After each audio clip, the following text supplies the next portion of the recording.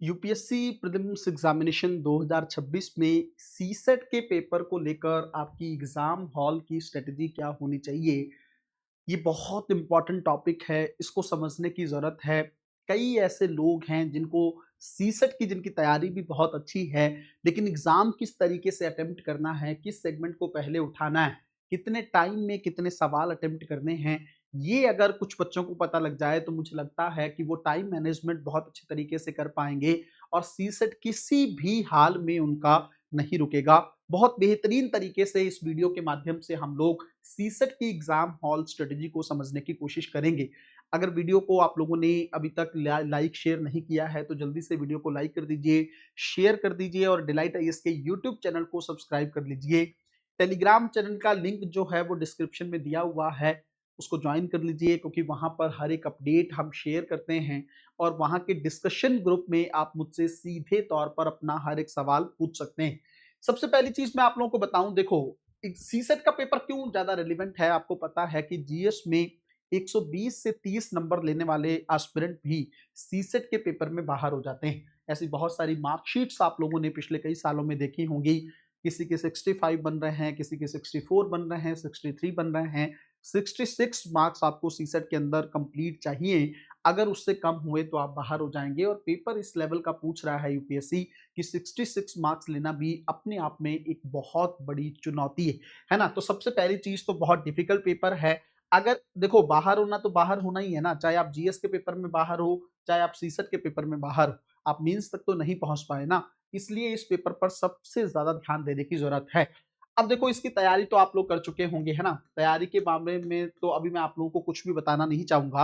अब समय हो चुका है, 2-3 दिन बचे हैं एग्जाम में। तो उसके पॉइंट ऑफ व्यू से आप लोगों को ध्यान ये रखना है इस पेपर को लेकर, सीसेट के पेपर को लेकर, कि एग्जाम वाले दिन आपको इसको लेकर क्या स्ट्रेटेजी रखनी है। मैं आपको वो 2 घंटे तो बताऊंगा बताऊंगा, लेकिन उससे पहले आपको क्या करना है उस पर भी ध्यान दीजिए। अगर आप चाहते हैं कि आपका सीसेट का पेपर ना बिगड़े, तो आपको जब आप 11:30 बजे जीएस का पेपर देके बाहर निकलेंगे ना, तो आप जीएस के पेपर को बिल्कुल टच मत करना। अगर आप चाहते हैं कि सीसेट अच्छा हो, आप कहेंगे सर समझ में नहीं आया, जीएस के पेपर को टच ना करें और सीसेट अच्छा हो जाएगा। उसका कारण ये है ना कि जब हम जीएस का पेपर देके आते हैं तो हमें ये डर होता है कि हमारे सवाल सही हैं गलत हैं। लोग फोन लेके जाते हैं मोबाइल और वहां जाकर पेपर चेक करने लगते हैं, है ना। ये सबसे गलत चीज है। इतनी नेगेटिव चीज है ना, ये आपके सीसेट के पेपर को 100% गलत कर देगी। 1% पॉसिबिलिटी है कि अगर आपको लग रहा है कि जीएस के क्वेश्चन काफी सही हो रहे हैं तो आपका कॉन्फिडेंस भी बूस्ट हो सकता है, लेकिन बहुत सारा टाइम आपका इन चीजों में चला जाएगा क्योंकि आंसर की में समय होता है। पहली चीज तो ये है कि जीएस के पेपर के पॉइंट ऑफ व्यू से आपको कुछ भी चेक नहीं करना है। जब आप बाहर आओ तो बाहर आने के बाद आपको जीएस के पेपर को अंदर रख देना है और आपको थोड़ी देर के लिए नैप लेना है ना। कहीं भी आप पार्क में बैठे हो, 10-15 मिनट अपनी आंखों को थोड़ा रिलैक्स करना है। इवन कुछ खा पी के कर सकते हो, जरूरी है। बहुत हैवी चीजें मत खाना क्योंकि 2-2:30 बजे आपको नींद फिर बहुत ज्यादा आने लगेगी और आपका माइंड क्रिएटिव तरीके से काम नहीं कर पाएगा। और मैथ और रीजनिंग को सॉल्व करने के लिए माइंड का क्रिएटिव तरीके से काम करना बहुत ज्यादा जरूरी है ना। तो इस बात को ध्यान रखना। जब आप 15-20 मिनट या आधा घंटा रेस्ट कर चुके होंगे थोड़ा बहुत खा पी के, उसके बाद आपको सीसेट के फॉर्मूले जो भी आप लोगों ने नोट्स वगैरह बनाए हों, अगर किसी ने नहीं भी बनाए हो तो परेशान ना हो। कुछ नहीं है, अपने फोन तो आप लेके ही जाएंगे, उसके अंदर सर्च करके कुछ जिस जिस टॉपिक के फॉर्मूलेज आपको याद नहीं आ रहे हैं उसको आप देख सकते हो। और अगर आप लोगों ने अपने नोट्स बना रखे हैं सीसेट के पॉइंट ऑफ व्यू से तो उसको उस टाइम पे बहुत अच्छे तरीके से रिवाइज करना है। क्वेश्चन सॉल्व करने की कोशिश मत करना, थोड़ा बहुत चाहो तो अपनी माइंड की कैलकुलेशन को चेक करने के लिए कुछ सवाल सॉल्व कर सकते हो उस टाइम पे। लेकिन मैं चाहता हूं कि माइंड को थोड़ा रिलैक्स रखना क्योंकि वो पेपर में भी काम करने के काबिल रहे। अच्छा, फिर उस टाइम पीरियड में आप लोगों ने थोड़ा बहुत सीसेट को रिवाइज कर दिया और सेंटर पे पहुंच गए। अब एग्जाम के अंदर 2:30 बजे जैसे पेपर शुरू हुआ तो आपको कैसे डील करना है। देखो, अब हिंदी मीडियम के स्टूडेंट्स क्या करते हैं, सबसे पहले कॉम्प्रीहेंशन के सेगमेंट को उठाते हैं। अब देखो, अगर आप कॉम्प्रीहेंशन को सबसे पहले उठाओगे ना तो यही कॉम्प्रीहेंशन आपका लगभग 1 घंटा 30 मिनट का समय ले लेगा, इवन इससे भी ज्यादा। अगर आप लोगों ने 1 घंटा या 1.5 घंटे का इस्तेमाल करके कॉम्प्रिहेंशन के 25 से 26 सवालों को अटेम्प्ट कर भी लिया है ना, तो आपने क्या बड़ा तीर मार दिया। तब तो आपके पास सिर्फ आधा घंटा बचेगा, उसमें आपको ओमआर शीट को भी फिल करना है और उसके बावजूद जो है आपको मैथ और रीजनिंग के सवाल भी निकालने हैं। तो ये सबसे गलत स्ट्रेटजी होगी, इस चीज को कभी मत करना। कॉम्प्रिहेंशन को पहले कभी मत उठाना। अब देखो ये स्ट्रेटेजी ना मैंने पिछले साल भी बताई थी, लेकिन कुछ लोगों ने बहुत बड़ी गलती की वहां जाके। मैंने बोला था ये मत करना, लेकिन उन्होंने किया और उसके चलते उनका सीसेट से वो आउट हो गए।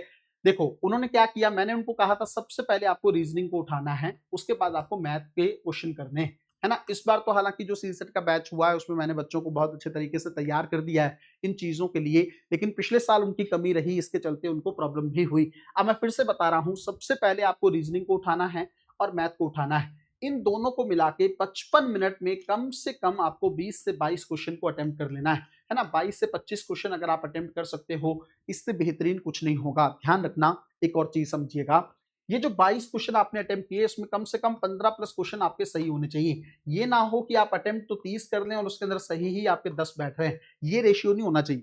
अटेम्प्ट करने का मतलब 2 4 5 क्वेश्चन आपके गलत हो रहे हैं तो हो रहे हैं, बाकी क्वेश्चन आपके ठीक होने चाहिए। मैंने बहुत प्रैक्टिस करवा दी है उन बच्चों की 1 घंटे के पॉइंट ऑफ व्यू से, 55 मिनट के पॉइंट ऑफ व्यू से, और वो लोग उस लेवल पर जाने भी लगे हैं। तो आप लोग भी ध्यान रखिएगा, शुरू के 55 मिनट में आपको रीजनिंग और मैथ को मिलाकर कम से कम 22 से 25 सवालों को अटेम्प्ट करना है और इसके अंदर एक्यूरेसी का लेवल कम से कम 18 सवालों का होना चाहिए।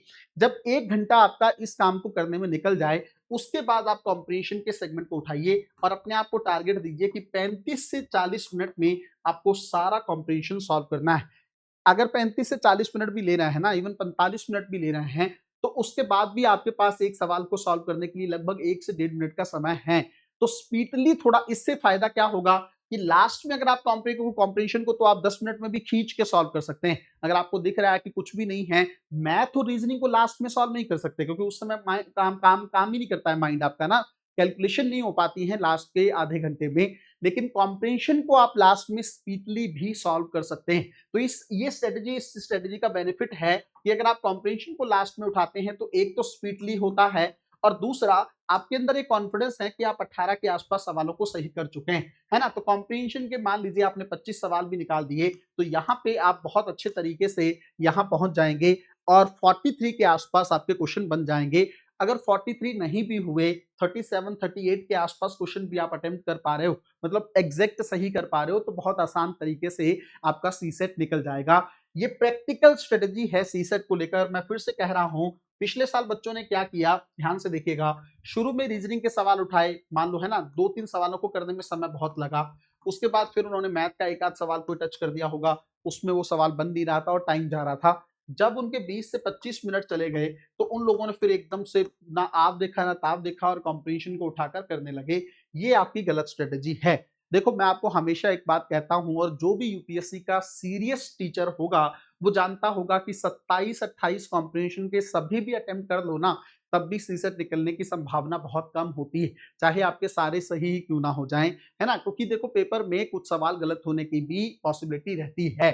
तो आपको क्या करना है, डरना नहीं है। रीजनिंग और मैथ के कम से कम, मैं ये कहता हूं कि ज्यादा नहीं तो 15 से 18 सवाल तो जरूर अटेम्प्ट कर लो पहले घंटे में, उसके बाद जाके कॉम्प्रिहेंशन के पेपर को उठाना है। और अगर आप इतना पूरा साल तैयारी करने के बाद, इतना समझाने के बाद 15 से 18 सवाल भी अटेम्प्ट नहीं कर पा रहे हो मैथ और रीजनिंग में, तब तो मुझे लगता है आपको सीसेट को फिर से एक साल बहुत अच्छे तरीके से तैयार करने की जरूरत है। मुझे लगता है इस स्ट्रेटेजी को अगर आप लोग इंप्लीमेंट करेंगे तो आपका सीसेट किसी भी हाल में नहीं रहेगा। मेरी तरफ से आप लोगों को सीसेट के पेपर के लिए बहुत बहुत शुभकामनाएं। मिलते हैं अगली वीडियो में, तब तक अपना ध्यान रखें, अपनी पढ़ाई को बहुत अच्छे तरीके से करते रहें। बहुत बहुत धन्यवाद।